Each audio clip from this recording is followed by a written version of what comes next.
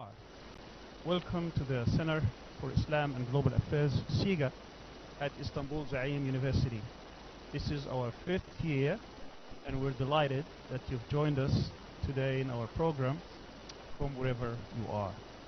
CIGA is an independent nonprofit research and public policy institution that's based in Istanbul, Turkey. It's affiliated with Istanbul Zaim University. Its mission is to conduct high-quality research and analysis, educate the public and policymakers, train experts, and propose novel ideas and policy recommendations regarding global policies and relations impacting the Islamic world and the development and progress of Muslim societies.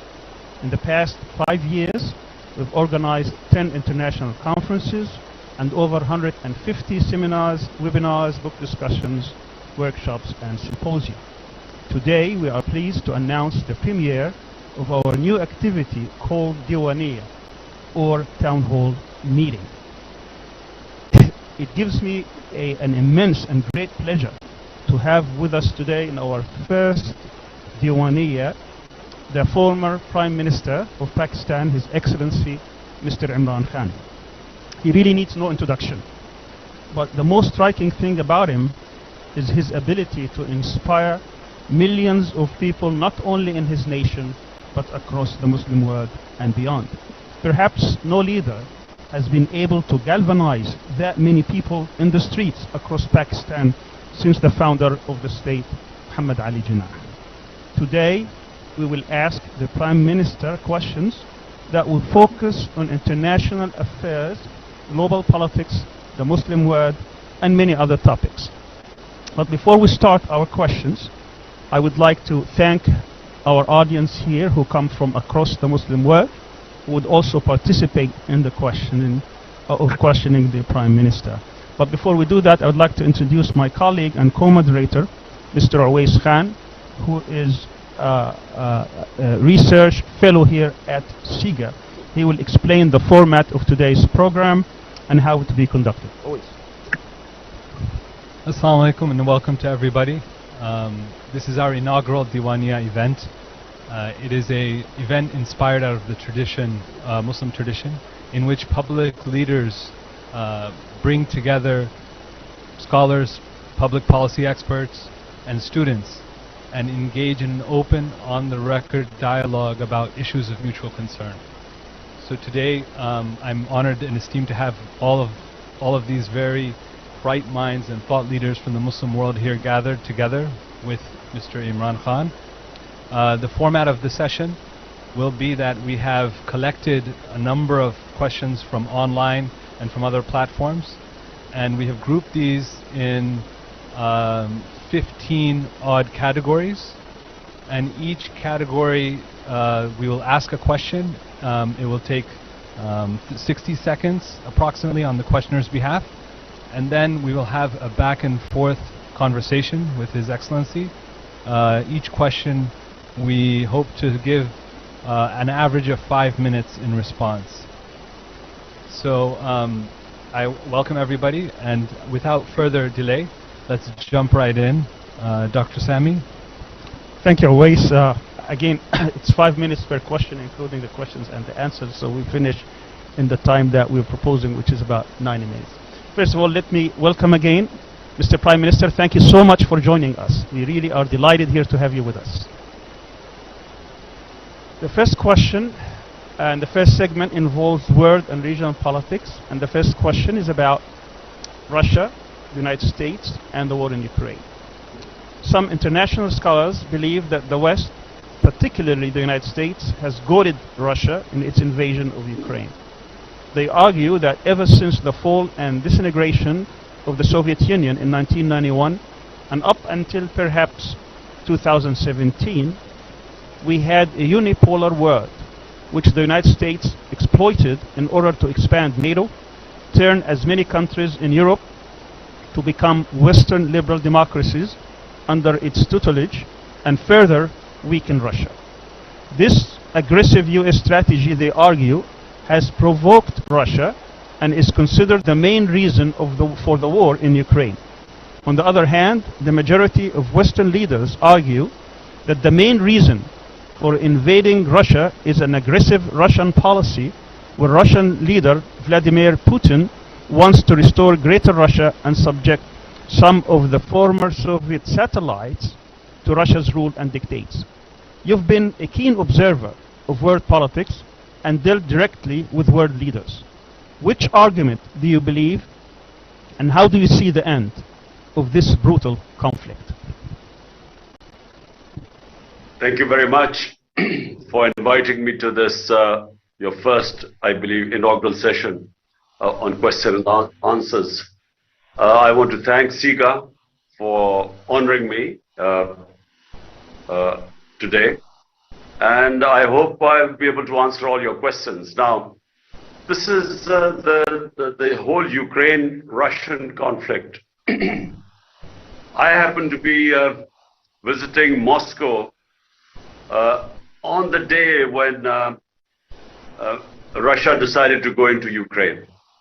So, you know, I had a meeting that same day with President Putin. So I know the Russian point of view.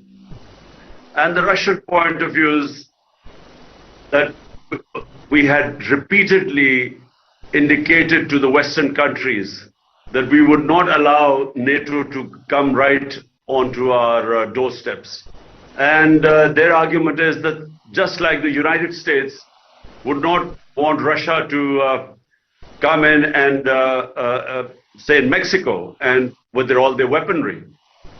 So the conflict from the Russian point of view has been triggered out of fear that if NATO moves in to Ukraine, which they felt should have been demilitarized or should have been neutral, they felt that then the security of Russia was at stake. And the other thing was that President Putin kept saying that in the past, Western leaders, American leaders, had all told him that, look, this will not happen, and they had given him assurances. And so unfortunately, he said that these assurances were broken, and hence the conflict. The Western point of view is very straightforward, that this is Russian aggression, it's invasion, it's coming into they invaded a country, and they're blaming Russia for all the destruction that is taking place due to war. So now my point of view, I basically feel that countries like Pakistan, we should not become partisan in this. You know, we should not pass value judgments on this or moral judgments on this. The reason, I don't feel that our countries should get involved in conflicts that don't affect us. And I'm talking about developing world, countries like Pakistan, which have 100 million people vulnerable, almost 50 million people below the poverty line, 50 million people above the poverty line.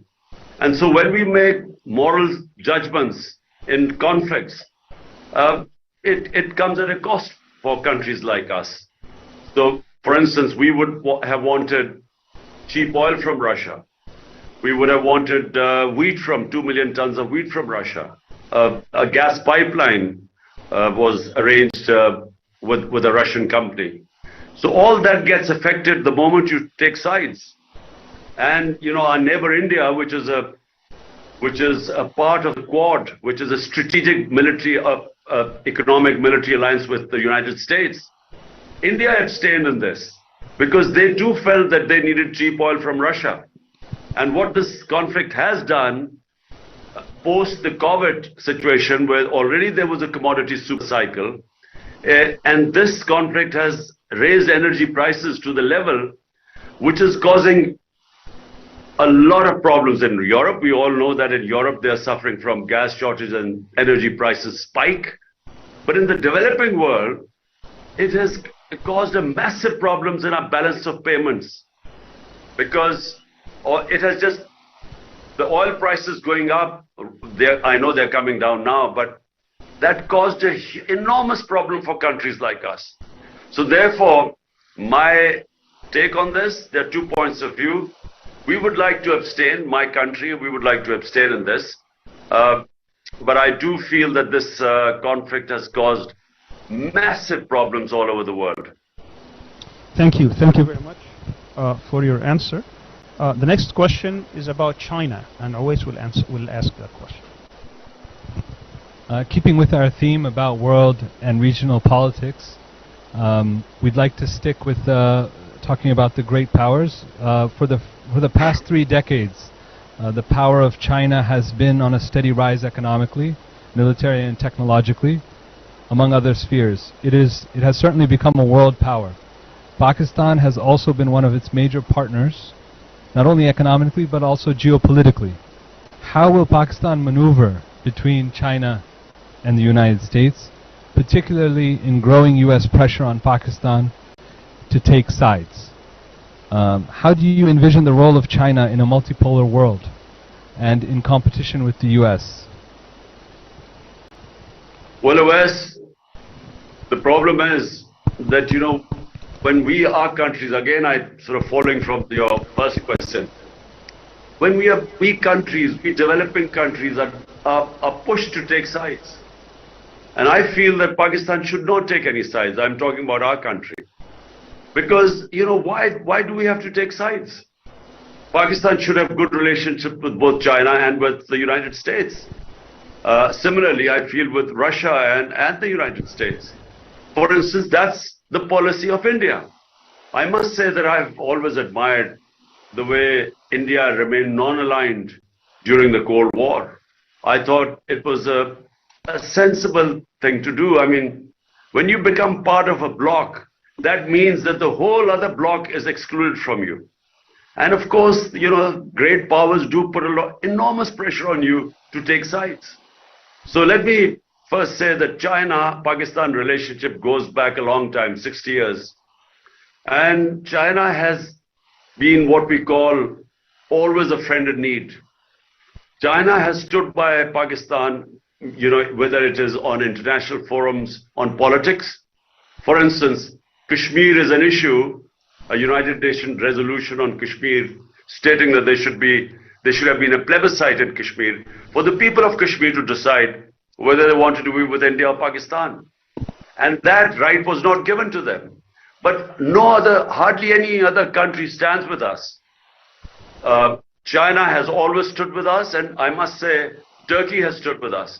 But even Muslim countries, despite knowing the injustice going on in Kashmir, just like in Palestine, they do not stand with us. Which is, by the way, one of the reasons I feel that when we are told to take sides in a conflict like Ukraine, why should we? When things that are important to us, the Western countries don't take a stand or moral stand on it. And so I feel that, I think we should be non-aligned in this. We should be neutral. We should be friendly with both. But about China, I have seen the development of China in the last 30 years. And I must say, what they have achieved there is no precedence in human history of what China has achieved. They have lifted 700 million people out of poverty in the last 35, 40 years. It's never been done in human history. And when you go to China, the rate of their development is phenomenal. And I just do not think that Western countries will be able to compete with them. Because, the electoral politics, it has its limitations. I mean, the amount of maneuvering a democratic government which comes about through electoral politics, you have a lot of limitations. In China, what is considered national interest, the people stand with the government. And what they managed to do, like for instance, shifting populations, I don't think that can happen in Western countries. So I just don't think that the other countries will be able to stop the growth of China. Their system of meritocracy. I visited China and I saw the way they bring up all their talent. And then their single focus, long-term planning. I haven't seen such long-term planning in most countries. Certainly countries like us, which every 5 years are supposed to have elections. So very rarely governments plan beyond 5 years. But in China, they have just planned so far ahead. and then they single-handedly pursue their goals. And I feel that, you know, China is going to be the, I think it will leave everyone behind. Thank you very much, respected Chairman. I cannot leave the issue of China aside as a Muslim think tank and not raise the plight of the Uyghur Muslims. On a lot of issues, Muslims around the world are concerned about the events that are happening in Xinjiang. Pakistan has been a champion of Muslims all around the world. How do we hold both of this in tension? Well, let me say that, you know, the Pakistan-China relationship is such that whatever the issues of Uyghurs, we have always, the Chinese have always preferred to speak behind closed doors. They're very, you know, their system is such that they hate talking about sensitive issues like Uyghurs in public. So we've had discussions with them, and they give us a different side of their story, and there are always two sides of the story. And so, you know, the conversations I've had with the Chinese government on Uyghurs, we have always, knowing the sensitivity they feel, we've kept that behind closed doors. Thank you so much. I want to now ask one of our members here to direct the next question. Let me introduce Dr. Mubin Shah, who is the head of the Istanbul Kashmir House. Dr. Mubin Shah. In the name of Allah, Excellency, it's a pleasure to talk to you directly today. Excellency, this is Dr. Mubin Shah, Kashmiri in exile. As far as we can tell, in its hour of need, Pakistan has all but abandoned Kashmir in everything but rhetoric. What is your and PTI solution for the people of Kashmir? When in power, how would you maneuver support for Kashmiri resistance movement, taking Ukraine as a model within Muslim world, with OIC as the biggest support factor to impose sanctions and back resistance of Kashmiris militarily?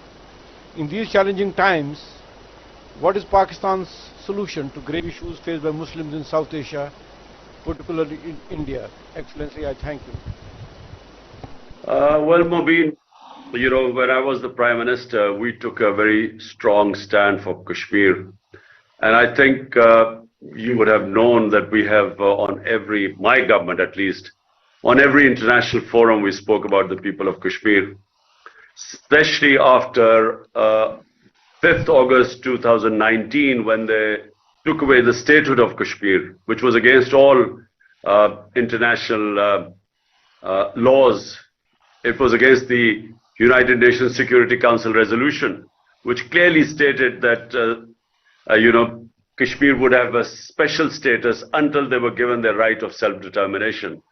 So without giving them the right of self-determination, they took away the statehood. So we stood with the people of Kashmir, and we broke all relationship with India. And that has remained up to this point. It's the case now that we actually have broken relationship with India, and at every international forum we have tried to put pressure on them. Now, apart from that, what else can we do?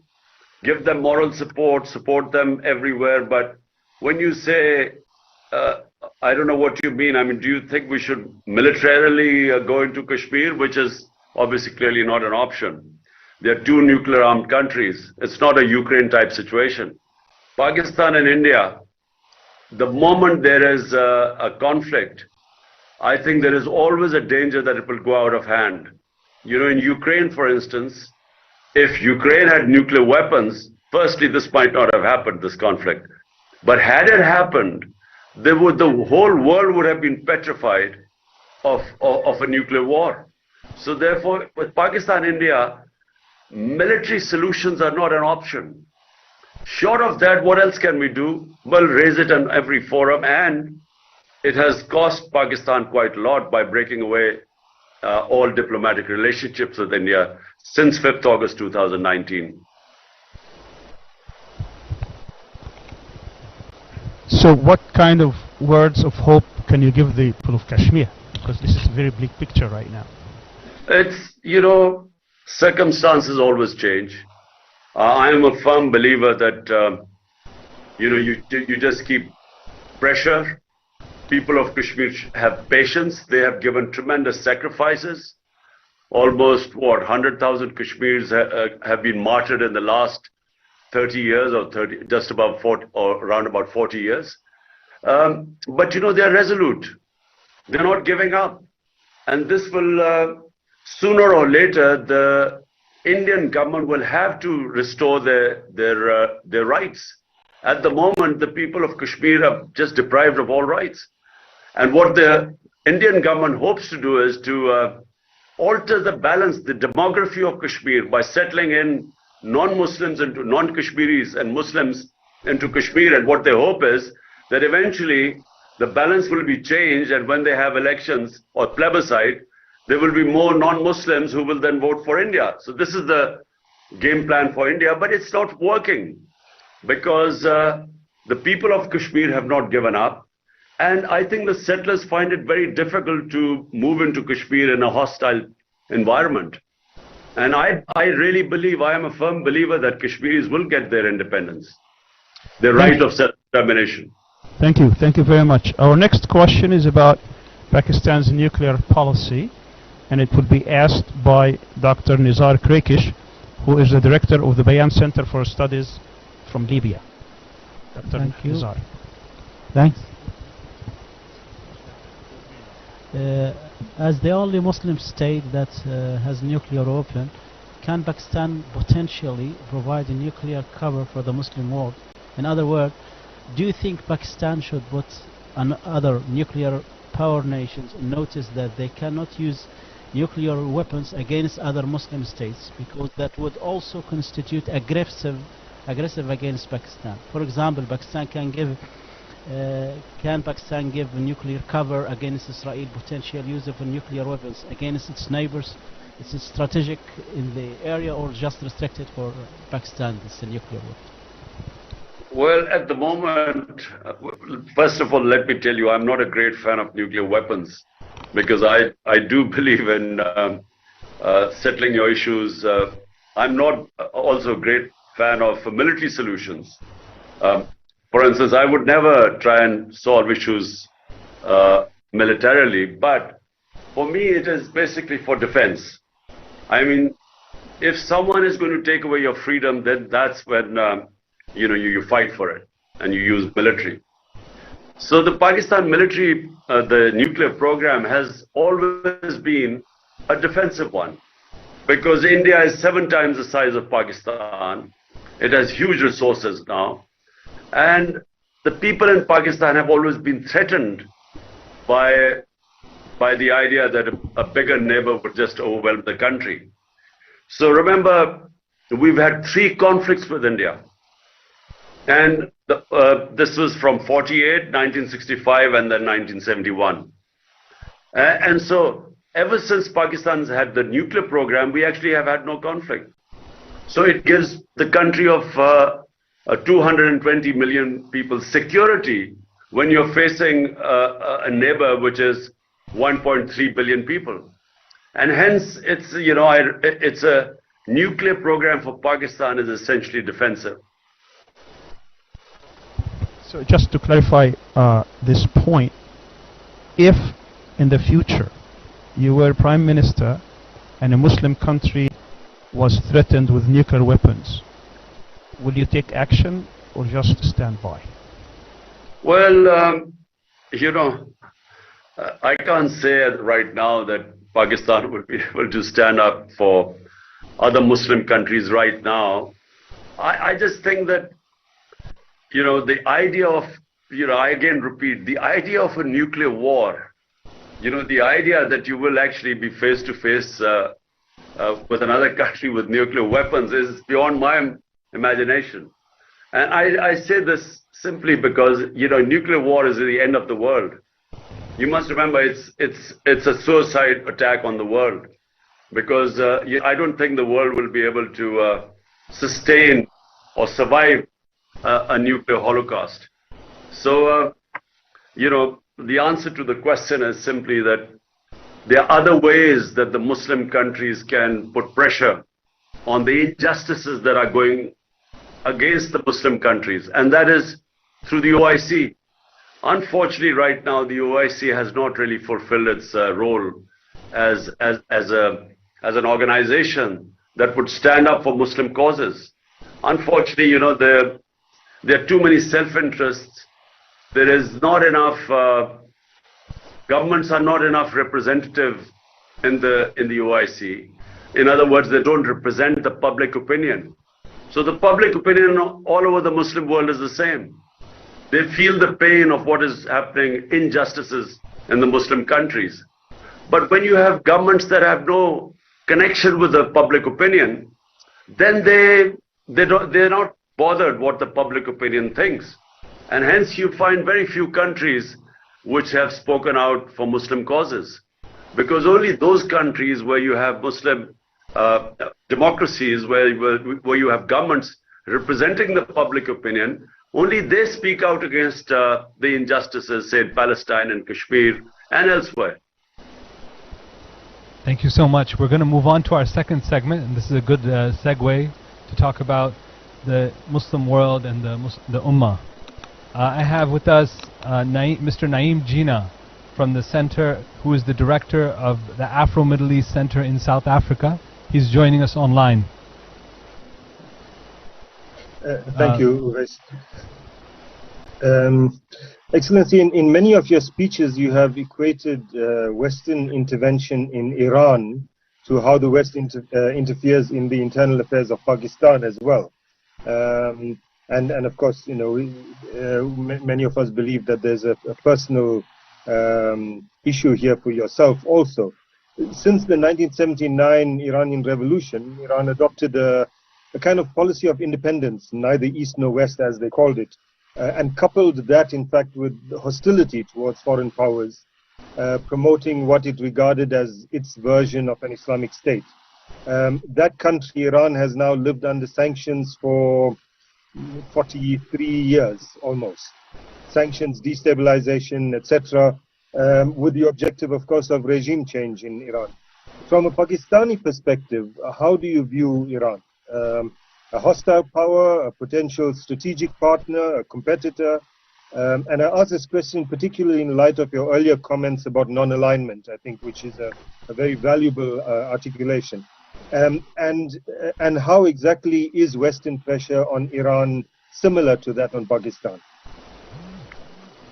Well, in Iran during Mohammad Mossadegh's premiership, and his government was removed, and this is now documented, was removed by the CIA.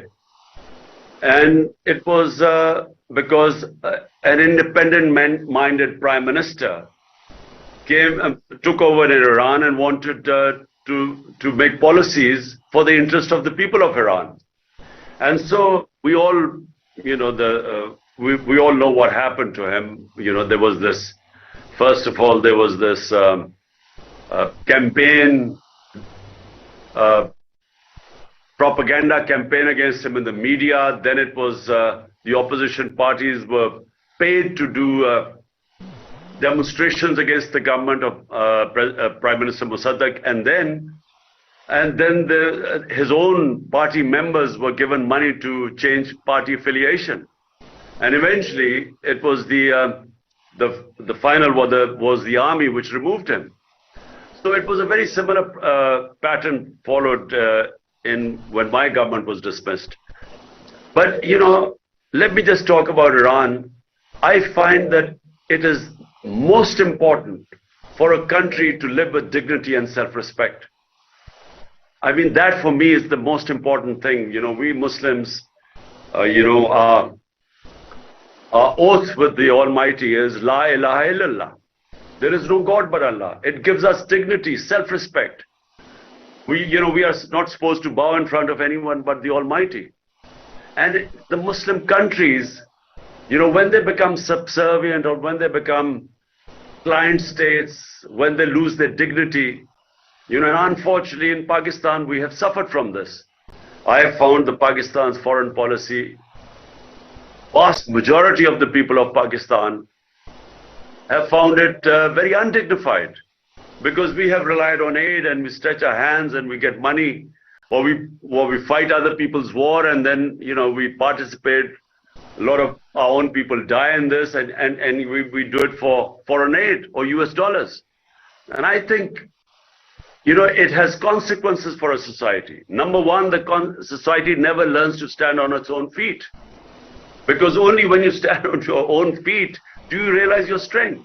But when you're always having crutches of foreign aid, just because you're trying to serve someone else's foreign policy objectives, you lose your dignity.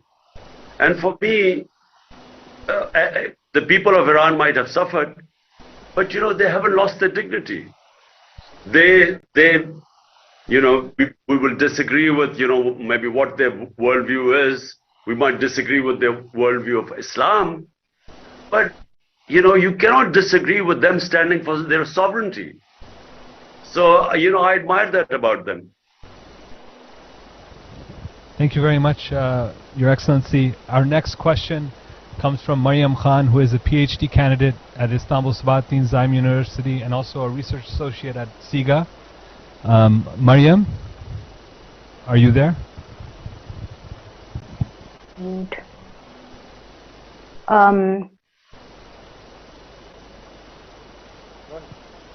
Assalamu alaikum. It's really a pleasure to sit in front of you. I am personally a voter of PTI and I'll be ever. My question is regarding Afghanistan. It's been after 2-decade-long war of US against Afghanistan. Taliban have turned to power now, which wasn't supported by leftists in Pakistan because they saw them as a source of terrorism. Now, we Pakistanis are again facing a wave of terrorism, and Islamabad is on high alert. So how do you see the Taliban in Afghanistan, and how do you think that the current security threat which Pakistan is facing now has something to do with Afghan Taliban also? Also, you have supported a lot of laws like blasphemy law and religion-based laws, but on the same time you have criticized a lot of religious parties which were in the coalition. So how do you see the role of religion in the politics? Thank you so much. Okay, so first of all, you must differentiate between the Afghan Taliban and the Pakistan Taliban. The Afghan Taliban are completely different. Their aims and objectives are completely different to the TTP, which is the Pakistan Taliban. Who were the Pakistan Taliban? When the Afghan Jihad was conducted from the soil of Pakistan, it was conducted to what was called the tribal areas of Pakistan, or FATA.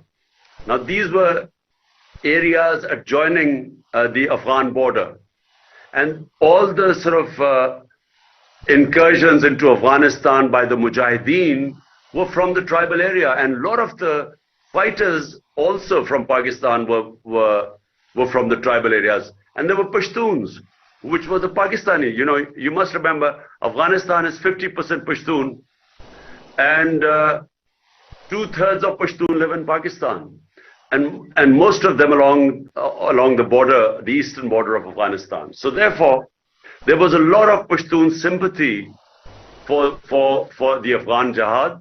So hence, from the tribal area, the border adjoining Afghanistan, that's where the fighters used to go in, and the Mujahideen used to operate.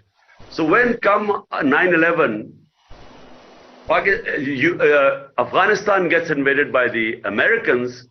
Now Pakistan government took the stand, which I opposed. We should have stayed neutral. They started supporting the US war on terror. And so the same people who had been fighting jihad against the Soviets because they were foreign invaders now were told that because it's the US, if you fight against them, it's terrorism. So they turned against the Pakistan government. And so what we had was, in tribal areas, the people turning against the Pakistan government, and they were called the TTP, the Pakistan Taliban. And so there were two different things. Afghanistan Taliban were not connected with them. I mean, they were connected vaguely, but not really. There was not real connection with them. So what happened was that after Kabul fell to the Taliban last August, the Pakistan Taliban were then asked by the Afghan Taliban to go back into Pakistan. And unfortunately, that was a great time for us to, my government was already negotiating with them so that we would do a resettlement of these people, because there were about 40,000 people which were moving into Pakistan, amongst them about 5 to 10,000 fighters, but their families too. So unfortunately, when my government went, the eye was taken off the ball, and the new government and the new and the setup, the military establishment did not pay enough attention to what was happening with the resettlement of the Taliban coming in. And so therefore we have this wave of terrorism coming in now, and this is all along what was the former FATA, the former tribal areas, because they've got merged into Pakistan. So we have a wave of terrorism in Pakistan right now, and this needs to be dealt with before it goes out of hand. Now I come to what you're talking about, religious parties and religious laws. Look, let me first tell you about the blasphemy law. The blasphemy law was not made by Pakistan, it was made by the British when they were ruling India. And the idea of the blasphemy law was that if one religious community, and remember there were multi-religious communities living in villages. There were Hindus, there were Sikhs, there were Muslims, there were Christians. So if one religious community said something which was derogatory against another religious community of a sacred entity, so there would be riots, there would be a lot of people killed. So the British then brought in this blasphemy law that you were not allowed to say anything derogatory about any religious entity of any other religion. That's how it came about, to stop riots. So therefore, rather than there being lynching crowds and lynching mobs going on and killing people, say, who thought that their religion blasphemy had been committed against them, now it was an offense, so you had to actually go to court to prove that. So that was to stop mob violence, lynching crowds. So Pakistan basically inherited the policy. And in Pakistan, it makes sense because we have different religions here. And we have had in the past, when someone thinks that our religion has been blasphemed, there've been mob violence. You know, there've been people lynched. And this now is an offense in Pakistan because you have to prove that it's blasphemy. And for that, you have to go to a court. Very well. Thank you. Thank you very much. Our next question is about Turkey. And we have with us Dr. Yasin Aktay. Dr. Aktay is a professor at Bayezid Yildirim University, and also he is a former member of parliament and widely known here in Turkey. Dr. Aktay. First of all, thank you very much for sharing your very, very valuable perspective with us, and thank to CIGA for gathering us together in this platform. For the past 2 decades, Turkey has become an important and rising power, not only in its region, but also in the Muslim world. I think you can share this idea, this view. The relationship between Pakistan and Turkey is the lasting legacy of Pan-Islamism. The story is well known, as you know. Muslims in the subcontinent supported the Turkish people with their bodies and wealth during the height of colonialism. But in reality today, the Turkish-Pakistan relationship is a failure from many angles. The historical nostalgia has been manipulated by NATO interests, as it was dominated and controlled by the military through the Cold War years.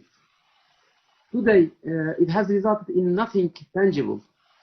No visa-free travel, no free trade agreement, no military alliance, no free technology transfer agreement, no people-to-people cooperation, etc. Now my question is coming. Do you feel Pakistan has benefited from Turkey's rise? And if so, how? And do you envision a strategic partnership beyond rhetoric between the two important Muslim states?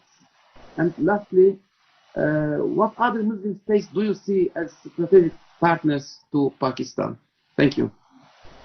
Well, first of all, let me say that there's a people-to-people relationship between the people of Turkey and Pakistan, and this again, what you quite rightly pointed out in history, was at a time when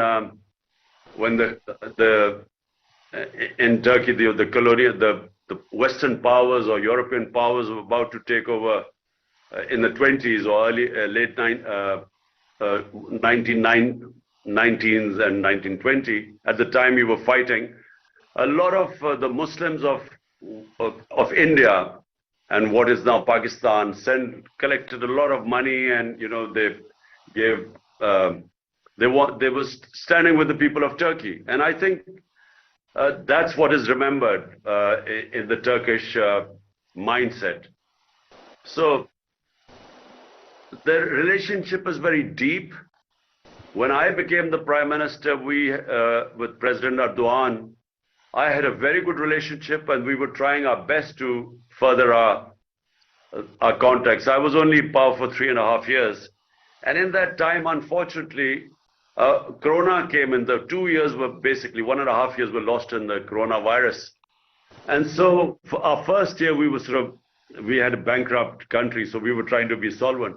So basically, in the last couple of years, we were trying to form what you call trade relationship. We had a committee formed by the president, dealing with the committee formed by me in Pakistan to further our contacts, our relationship. It was quite a relationship which covered a wide area of things. And unfortunately when my government was removed, we were just deepening our relationship, and there were various political crises which kept coming on the way. And but I do feel that for the future, the relationship with Pakistan and Turkey will grow. Look, Pakistan has gone through a bad period in the last 30 years. We lost our momentum of growth. Pakistan just did not live up to its economic potential. We had two terrible governments of two political families who ruled us for 30 years. And they're still here. They've been in power for 8 months. And they have basically run this country into the ground. So Pakistan in the 60s was one of the fastest growing economies in the world. And especially in the developing world, Pakistan was given as an example. A lot of countries followed Pakistan's model in the 60s, Malaysia, South Korea. We were considered a model. And as I said, unfortunately, in the last 3 decades, we lost that momentum because, we had very poor governance. So looking ahead, I think Pakistan and Turkish relationship has tremendous potential. And we were discussing, there were a lot of mutual areas which we could benefit each other, because there's a lot of strengths in Pakistan which we have potential, but we haven't realized them. But in Turkey, we were working out on how mutually we could benefit each other through trade. Thank you very much. I can't leave this without mentioning that you and President Erdogan, and I believe also the President of Iran, were talking about how to confront Islamophobia. Say, in 1 minute, what project do you think the 3 countries should embark upon to confront this rising problem of Islamophobia? You see, Islamophobia, let me just give you I'm just going to be very quick about this. This all started when the Iranian Revolution took place. There was a fear in the Western countries that all Muslim countries will be taken over by Islamic revolutions. And so they divided the Muslim world between moderates and fundamentalists.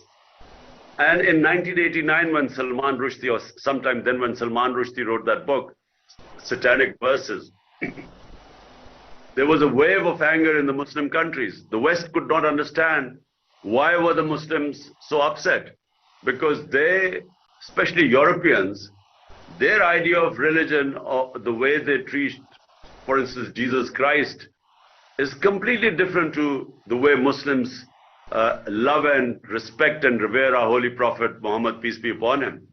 And they couldn't understand this. And the Muslim world never explained to them why were they so upset. And so that added to this suspicion about Islam. And then, of course, 9/11 took place. So after that, Islam was equated with terrorism. For somehow, suicide attacks were only by Muslims because we were supposed to be these radical people. And unfortunately, the worst role was played by the heads of Muslim states. Everyone, rather than trying to explain to the Western countries that, look, radicals, moderates, and liberals are in every human community. There is no such thing as radical Islam or Islamic terrorism. You know, these were terms given to create the impression that somehow terrorism and radicalism was connected with Islam. And the Muslim heads of state were so keen to become all moderates and liberals just to please the Western countries, they never explained to them that there is only one Islam, and that is of Muhammad sallallahu alaihi wasallam.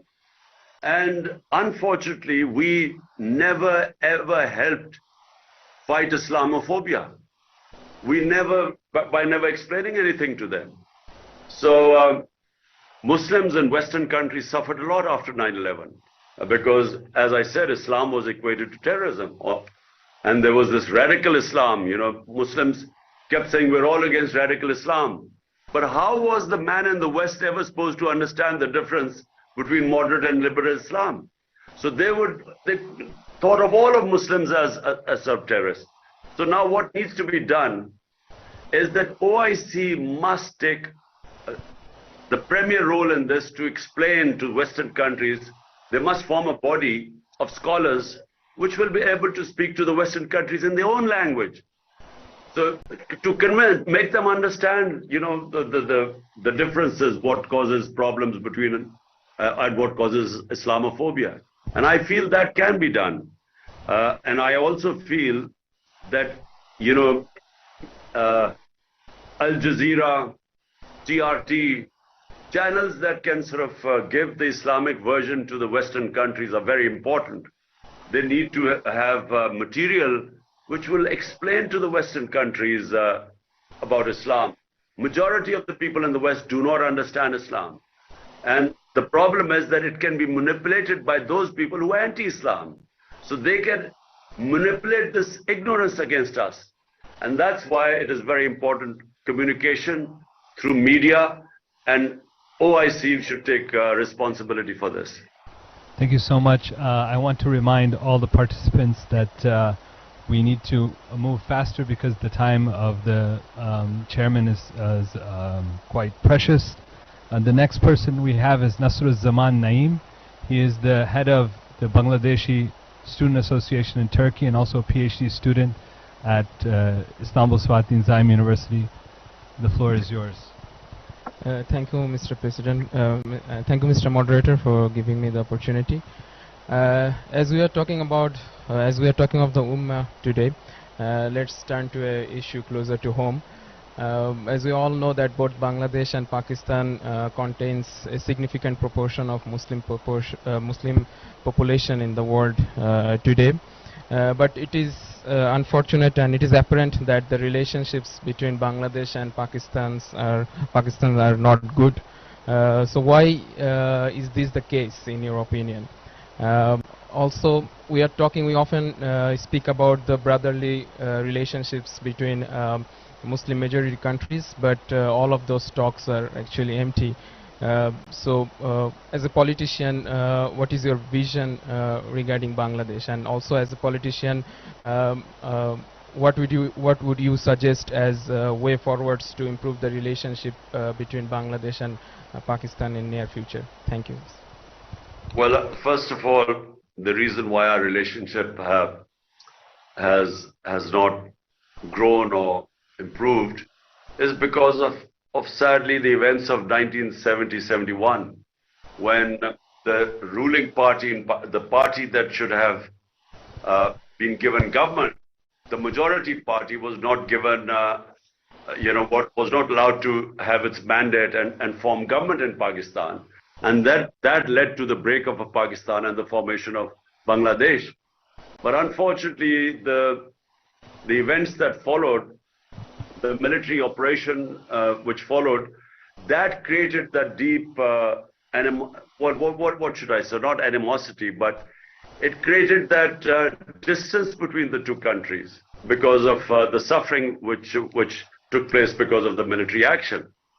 So my government, I reached out to the Bangladesh Prime Minister, and I also invited her to Pakistan. But the relationship is not what it ought to be. It should be a much better relationship. There have been periods in which the relationship seems to have thawed, but for some reason the relationship has not grown. But I do agree with you that as two of probably the countries with the biggest population, Muslim populations, we should have far better relationship than it is right now. Thank you very much. Our next question is about Palestine, and it will be asked by Mr. Jalal Khshaib, who is a senior research associate at the Center for Islamic Global Affairs. Jalal? Thank you, Doctor. Assalamu alaikum. My question is regarding the Palestinian cause and the normalization with Israel. And as you know, all of you, the cause is witnessing now the worst days. If we look back to the history, we see each state in the Muslim world which normalized its relationships with Israel found for itself like an excuse under the big name, the umbrella, the realpolitik. Some of them make the excuse of to avoid foreign pressures. Some of them to get back their own land, like Egypt and Camp David. Some of them to seize another land, like what happened last 2 years in Abraham Accords. Some of them to get to win and to gain stability or prosperity inside. Some of them to get protection from foreign threats, like some of the Gulf states and Iran. But in all the cases, those states were the winners and still the winners. And the loser, unfortunately, is the Palestinian cause. Now, as we know, Pakistan is still suffering from the Kashmir problem, more international pressures, and instability inside. My question to you, Mr. Imran Khan, can you assure millions of Muslims and people across the world that Pakistan, under the leadership of Mr. Imran Khan, will never sacrifice Palestinian rights and Jerusalem, and will never normalize the relationships with the Zionist state under any excuse? Thank you. Well, the founder of Pakistan, who we call Quaid-e-Azam, the great leader, he in 1948 gave a statement on Palestine, and he spoke about the injustice which was being done to the people of Palestine. And he was very clear that Pakistan would not accept or would not recognize Israel as long as the people of Palestine were not given justice. So that has been basically the line of all Pakistani heads of state since then. And secondly, we have the issue of Palestine is almost exactly the same as the people of Kashmir. So the moment we give up, our principal stand on the recognition of Israel, means that we give up on Kashmir too, because the issues are more or less the same. Then United Nations Security Council resolutions, which are more or less the same on Kashmir as well as Palestine. And if we say that the moment we recognize Israel, then we have abandoned the people of Palestine for them to get a just settlement for a homeland. And then we cannot take a stand for the people of Kashmir either. So therefore, I don't think any Pakistani head of state will ever recognize Israel, no matter how tempting it is, because Israel is powerful in the sense it has huge influence in the United States. So United States being a superpower, every country wants to have a good relationship with them. So the temptation is that if you are friendly, if you recognize Israel, you will have good relationship with the US. But the problem in Pakistan is that it's a democratic country, and anyone who wants to go to the people, he knows that the public will never accept any head of state who's recognized Israel. Thank you very much. We have 3 short questions, if you may. Thank you very much for staying with us. The next one is going to be Salman Sayed, who is professor at the University of Leeds, and he is with us online. Very quickly, Dr. Sayed.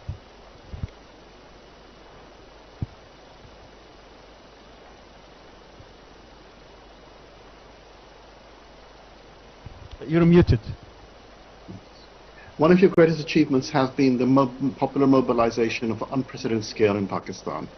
And I just want to ask you that how will you harness this popular will, not just to demand new and fair elections, but also to replace the current corrupt system inherited from the colonizers? You see, the problem most of the developing world, or what you call the ex-colonies, all of us, the problems we faced are the same. We have struggled to establish rule of law, justice. I mean, justice means rule of law. Rule of law means that everyone is equal before the law. And when you have colonialism, basically the colonials are above law. And in Pakistan, unfortunately, and like most of the ex-colonial countries, when they got their independence, the rulers mostly took the role of the colonizers, and they put themselves above law. And so when you do not have rule of law, corruption becomes one of the biggest symptoms of lack of rule of law, because the powerful elite goes above law, and when they start making money, the state institutions cannot check the corruption, and that's how countries become poor. Not because of lack of resources, but the corruption of the ruling elite. That bankrupts countries. And that's the case with almost the entire developing world. It's certainly the case with Pakistan. We suffer because after colonialism, either we had military dictatorship, half the time we were ruled by military dictators, and military dictators clearly, when they take over a country, when they decide to impose martial law, they break the constitution. It's against the constitution and the rule of law. But unfortunately, when we've had civilian governments, so-called democratic governments, they also have put themselves above law, and which is why they have been able to make so much money through corruption and take the money abroad. And it's the same story in almost all the developing world. What you have in the developing countries are the ruling elites siphoning off money and taking it abroad.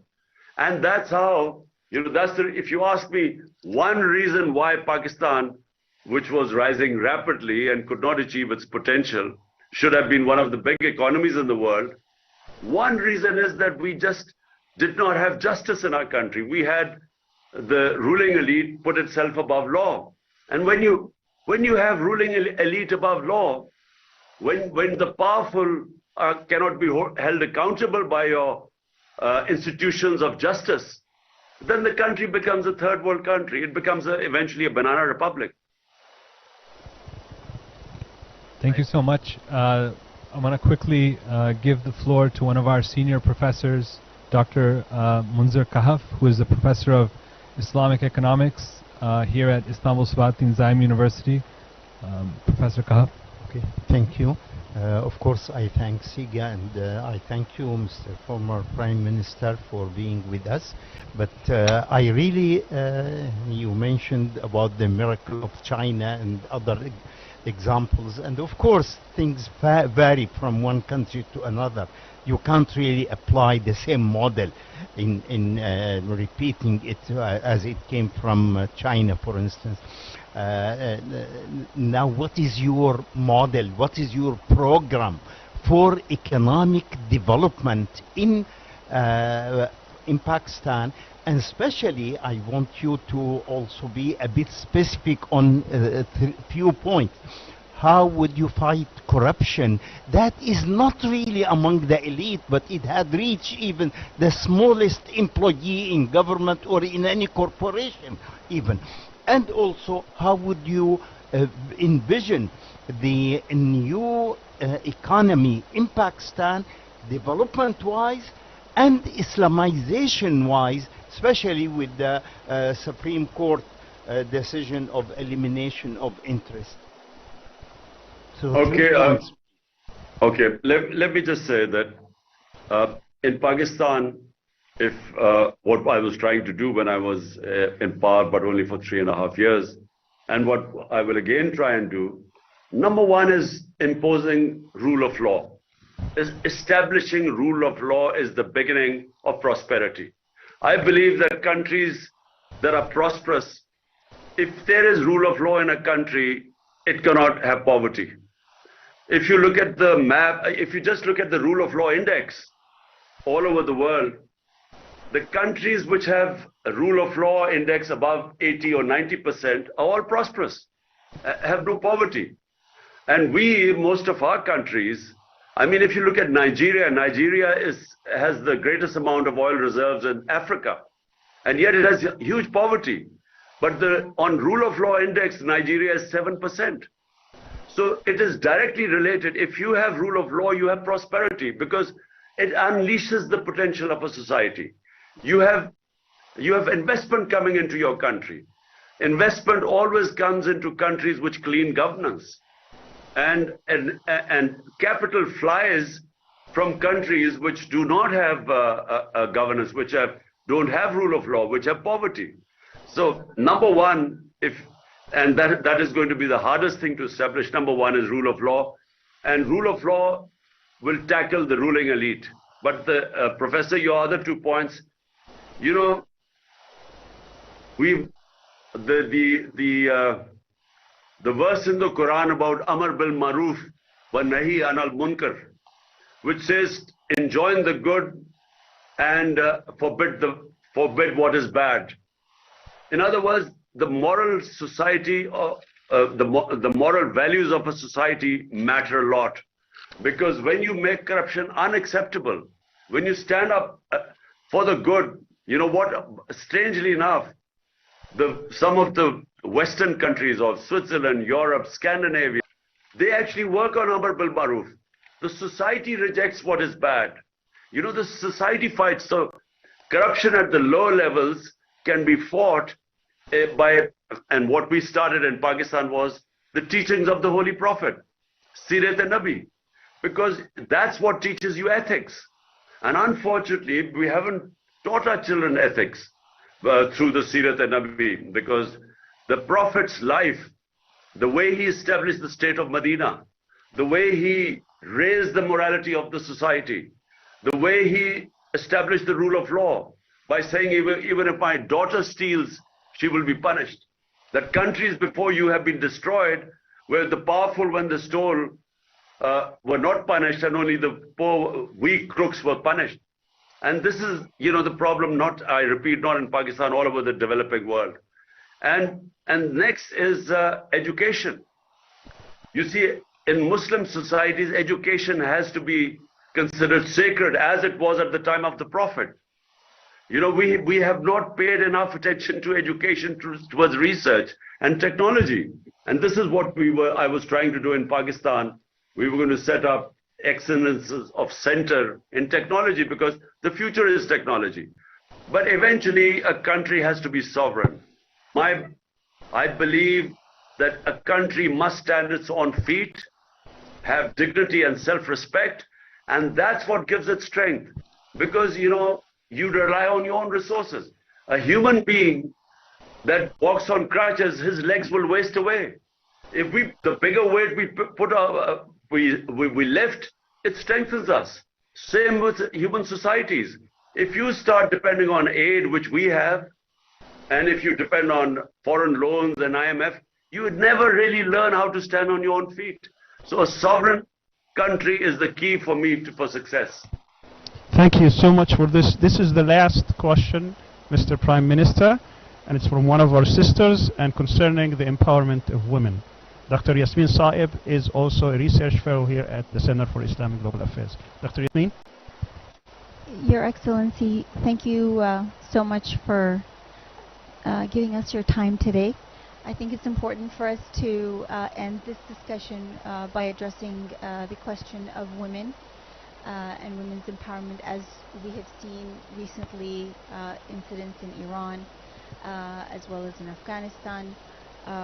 Many people have argued that no matter what, Muslim countries can never give women freedom and dignity. That's some of the prevailing arguments that we hear. And so I'd like to know how do you view this issue, and how would you accomplish this matter in a society that is quite traditional and conservative in many regards, also in a balanced way, without falling into what I would say Western liberal ideologies or traps even. Thank you. Okay, so look, first of all, I do believe that the revolution, what our Prophet Muhammad sallallahu alaihi wasallam did 1500 years ago was a revolution, because he revolutionized the society. There were new concepts that came in, but one of them was he gave rights to women. We don't, we forget that long before the idea of women's rights in Western countries, 1500 years ago, rights were given to women, and in the last sermon of the Holy Prophet, he was very clear. He said, men have rights over women as women have rights over men. So the concept and dignity, of women. So in Muslim societies, if you look at Muslim societies, yes, sometimes when the idea, the whole idea of parda is such, which I feel that we haven't done enough ijtihad on, enough debate on it. But the whole idea of parda for me was protecting the family system, because Islam was very clear that the basis of human society is the family system. So in protecting the family system, the concept of parda came. But unfortunately, we never developed these concepts so that we can protect our family system as well as not stop the potential of our women to grow. And Muslim societies are still developing these concepts. Unfortunately, we have two extremes right now. On one side, we have women who are in the name of parda banned from public life. On the other hand, we have the Western liberal ideas about women, women's liberation. So I believe that Islam is what we call the middle way. Islam is not a religion of extremes. It says in the Quran it's a religion of the middle way.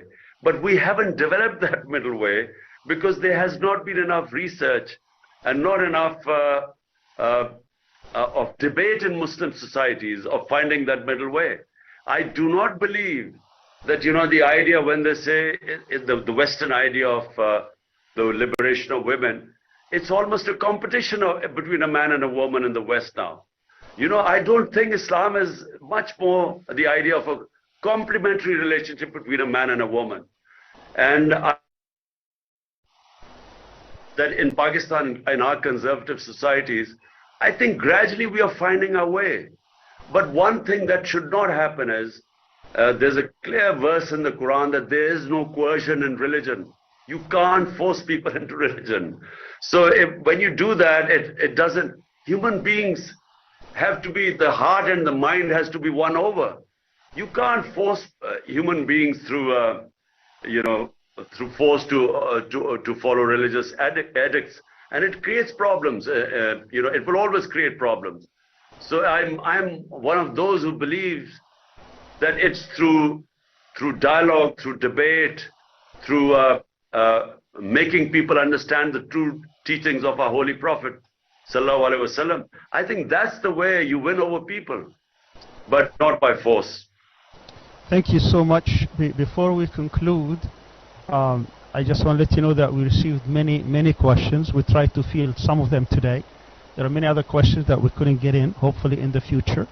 But there is one question that I thought needs to be asked, and it's coming from the family of Dr. Afia Siddiqui, which says, if you come back to power as Prime Minister, can you commit to doing everything in your power to repatriate the daughter of the nation, Dr. Afia Siddiqui, within the first few months of your rule? Well, I can only tell the family of Afia Siddiqui that what she went through, first of all, it is tragic what she's been through, to Afia Siddiqui. But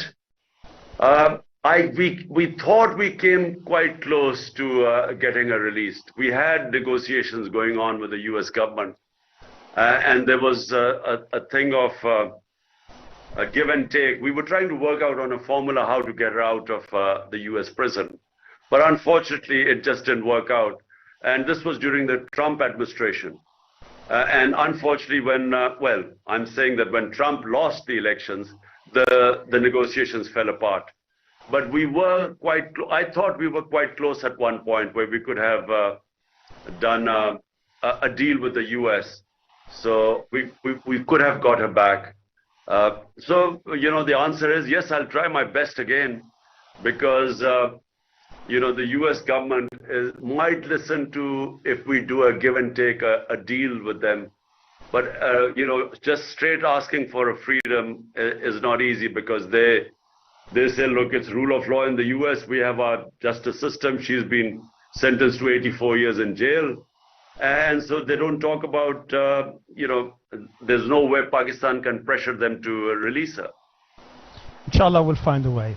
I just want to thank you from the bottom of my heart for all your time. I would like to give you the final few moments for a closing statement. Well, first of all, again, I want to thank CIGA for affording me this opportunity. The problem about Muslim world is that we are still evolving. We are coming out of colonialism. We haven't found our feet. Our education system lags behind. We don't have a great many scholars who can direct us. We have a split. We have the westernized elites in the Muslim world who've moved quite far away from the religion and don't understand much about it. And then we have a lot of conservatives who do not understand the Western thought. So, the best minds right now, I find, who are sort of doing a lot of good work, are scholars who are living in the Western countries. I find that they are coming up with some of the best ideas. They understand the Western thought, and then they can compare, our life, our way of thinking, our history, our culture, the Islamic principles. And some of them, I must say, some of the best work is being done in the Western countries. All Muslim scholars who've gone to the West have done research, and they've come up with some great original work. What I tried to do in my last, in my time in last 2 years in my, when I was in government, I formed a Rahmatul Alameen authority. It was an authority which Rahmatul Alameen, the mercy for mankind, the title given to our Holy Prophet, peace be upon him. And the idea was that in our schools we would teach children the life of the Prophet. Because the Quran tells us to learn from the life of the Prophet. And why does the Quran tell us to learn from the life of the Prophet? Because he was the most successful man in human history. No human has achieved what he has done. So our children read books on Bill Gates or all the sort of giants who've done well in business. But they need to understand the man who was the most successful person in human history. They need to learn from his life. And that's why the Almighty tells us to learn from his life, to his sunnah. And I tried to teach our children about, the course in the curriculum we put in the life of the Prophet. And then in the universities, we wanted our scholars to do debate on the life of the Prophet. But above all, I wanted our university students to debate that what did our Prophet Muhammad do that brought in this revolution, that changed human beings. Muslims were hemmed in between two superpowers, and yet between 625 and 636 AD, what were 313 army in the Battle of Badr, and 636 the Roman Empire collapses in front of them at Yarmouk, and then the Persian Empire. So what happened in this short period which created these incredible human beings? There were, in that short space of time, there were never so many leaders. And yet in the Muslim world, we've not done enough research on them. What did because it was not something physical. It was a revolution of the minds. The Prophet changed the mindset of the people. He made them realize their potential in life. The same human beings got converted and became these great men. But and this is a fact of history, that between 625 to 636, in 11 years, from nothing, from a few 100 people, who migrated, or maybe 1,000 people who migrated to Medina from Makkah, and yet from there they became the greatest civilization of mankind. But not enough work is being done to tell us all the things. How did the Prophet change the minds? It was a mindset that changed. The human beings sort of from as the great Rumi says, why do you crawl on the floor like ants when the Almighty has given you wings? So the people of Medina, the Muslims, had wings. They became these great men. And unfortunately, our young generation does not know that phenomena. And that's what I feel that our media and our scholarship and universities should concentrate on. They should find out how these human beings changed. And it's, as I said, it's a fact of history what happened.